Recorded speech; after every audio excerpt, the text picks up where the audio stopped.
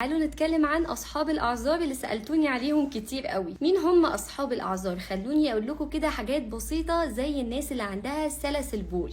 سلاسل بول الناس اللي بينزل منهم نقط كده بول هم مش متحكمين فيه، وزي برضو الرعاف اللي هو ناس بتنزل دم على طول من مناخيرهم مستمر لا ينقطع، وزي الناس اللي عندها جرح نازف برضو لا ينقطع، زي مثلا الناس اللي عندها بواسير دايما بينزل منهم دم مستمر، والناس اللي عندها انفلات ريح دي بقى اللي سألتوني عليها كتير جدا، اللي هو القولون العصبي، والناس اللي على طول كده بيتوضوا ويروحوا يصلوا ما بيلحقوش اصلا، يروحوا يرجعوا يتوضوا تاني ويروحوا يصلوا، ممكن يخرجوا في الصلاة 3-4 مرات عشان بس حصل منهم انفلات ريح. الناس دي عندنا كده اسمهم اصحاب الاعذار، يعني ليهم وضوء معين وليهم حاجات كده خاصة بيهم. الناس دي بنقول لهم اسمعوا الاذان، خلاص سمعتوا الاذان روحوا اتوضوا وبعد كده صلوا. طيب وانا بصلي حصل انفلات ريح، الناس دي على طول كده مستمر على طول، ربنا يشفيهم ويعافيهم يا رب. طب نعمل ايه؟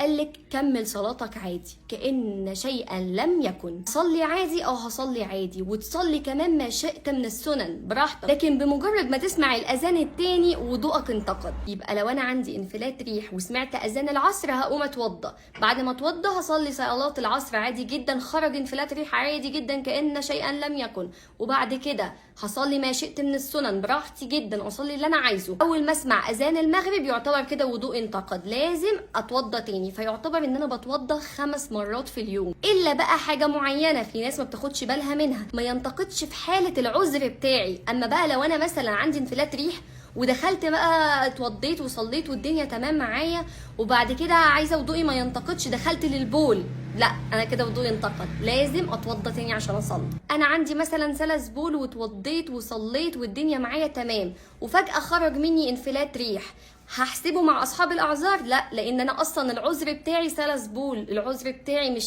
مش انفلات ريح، فلازم اروح اتوضى لان كده انا وضوئي انتقد. وبس كده، والله اعلى واعلم، والسلام عليكم.